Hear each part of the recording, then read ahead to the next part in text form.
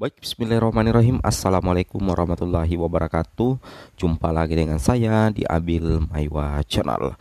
Jadi teman-teman, channel ini merupakan channel pendidikan tempat kita berbagi tentang aplikasi pendidikan, Microsoft Office, serta tips dan trik komputer. Jadi pada video kali ini kembali lagi admin akan mencoba mengupdate informasi terbaru untuk P1, P2, P3 tanpa penempatan. Akhirnya di sini Ibu Prof Nunuk singgung ya, khusus P2 P3 yang status TP. Ini jawaban Bu Nunuk ya, khusus P2 P3 status TP P3K 2022. Jadi di sini memang kita tidak bisa pungkiri ya bahwasanya P2 dan P3 status tanpa penempatan pasti masih gelisah ya. Jadi sebaiknya Bapak Ibu ketahui info ini sekarang ya, karena ini merupakan salah satu info yang sangat penting untuk Bapak Ibu ketahui ya, selaku pelamar P2 dan P3 yang sudah observasi tapi tidak mendapatkan penempatan. Tapi sebelum kita lanjut, bagi rekan-rekan guru yang baru pertama kali mampir di channel ini, jangan lupa tekan tombol subscribe dan aktifkan lonceng notifikasinya agar setiap hari Bapak Ibu bisa mendapatkan update informasi terbaru seputar P3K Guru. Baik, kita langsung saja to the point ke informasinya. Jadi sebagaimana kita ketahui, waktu proses pendaftaran P3K Guru tahun lalu ya, tahun 2022 maksudnya, yang mana kita lihat ada 4 kriteria ya. Yang pertama P1, P2, P3 dan pelamar umum. Khusus untuk P2, Bapak Ibu perlu ketahui bahwa untuk P2 dan P3 itu mengikuti observasi ya. Sedangkan untuk P1 itu langsung penempatan. Sedangkan untuk pelamar umum wajib mengikuti seleksi ujian UNBK. Pertanyaannya, di P3K Guru 2023 nanti apakah skemanya masih sama? Kalau misalkan tetap menggunakan Permenpan RB nomor 20 tahun 2022, berarti skemanya itu tetap sama Bapak Ibu ya. Nah, bagaimana kalau misalkan P2 dan P3 itu sudah observasi tetapi tidak lulus? Apakah nantinya di P3K Guru 2023 akan tetap diobservasi? Ada dua kemungkinan Bapak Ibu ya, ada dua kemungkinan besar. Yang pertama, sudah tidak diobservasi lagi untuk P2 dan P3-nya. Kemungkinan kedua adalah tetap mengikuti observasi kembali, seperti itu ya. Sebagaimana kita lihat di sini sebenarnya sudah ada disinggung oleh Prof Nunuk ya, tetapi jawaban dari Prof Nunuk itu sebenarnya belum membuat kita puas, karena istilahnya belum ada kepastian untuk P2 dan P3 Bapak Ibu. Nah, kira-kira bagaimana, apa yang dimaksud seperti itu? Kita langsung saja cek ya secara detail maksud dari apa yang dikatakan oleh Prof Nunuk Suryani melalui artikel ini. Nah, di sini kita lihat Prof Nunuk sempat mengatakan ya, ada sepotong video kemarin yang admin sempat posting juga di kanal YouTube ini. Bapak Ibu bisa cek videonya ya, video kemarin Bapak Ibu ya. Nah, saya supaya gampang dipahami, saya tulis dalam saya paparkan dalam bentuk tulisan saja.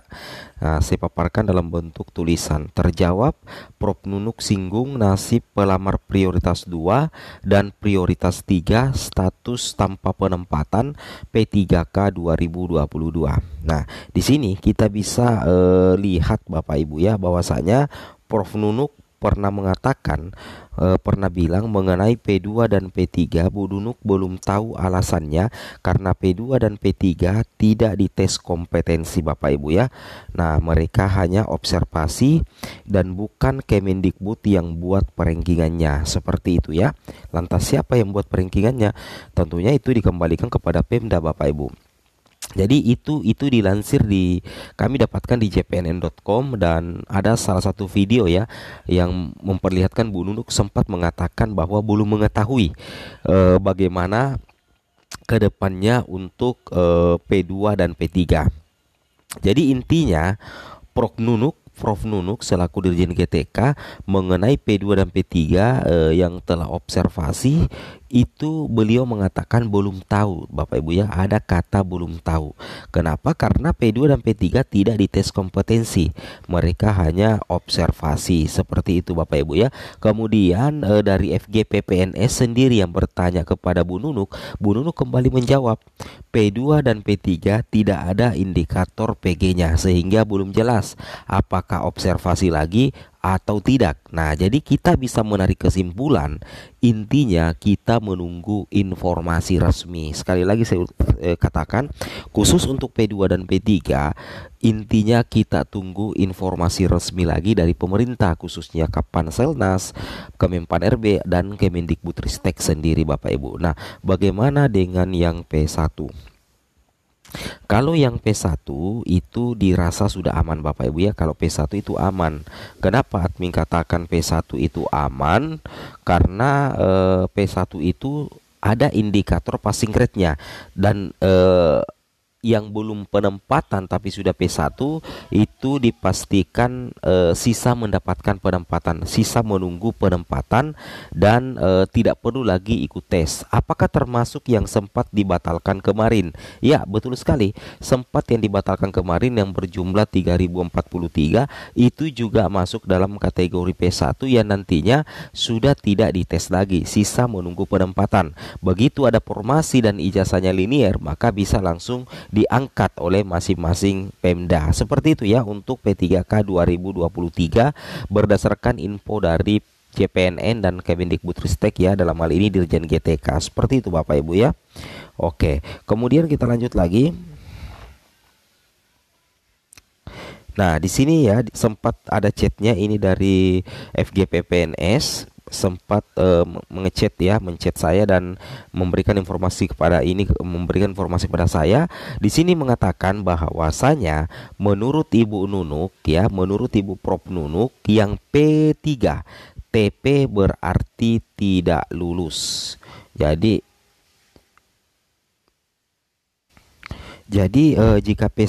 kenapa dikatakan P3 yang TP berarti tidak lulus? Karena begini, kita bisa bandingkan jika P1 ada nilai ambang batas, jadi ada indikator passing grade sebagai patokannya Bapak Ibu ya. Nah, jadi jika P1 sudah passing grade berarti otomatis tidak dites lagi, tinggal menunggu penempatan saja. Nah, kalau misalkan untuk P3 karena tidak ada indikator passing grade, jadi belum ada kepastian untuk observasi lagi atau gimana kebijakan pemerintah selanjutnya. Jadi memang ya untuk P2 dan P3. Jadi untuk P2 dan P3 intinya kita menunggu saja informasi resmi lagi Bapak Ibu ya. Insya Allah kalau sudah ada infonya kami akan segera menginformasikan kepada rekan-rekan ya. Jadi belum pasti ya bagi P2 dan P3. Kemudian kita lanjut yang terakhir Bapak Ibu.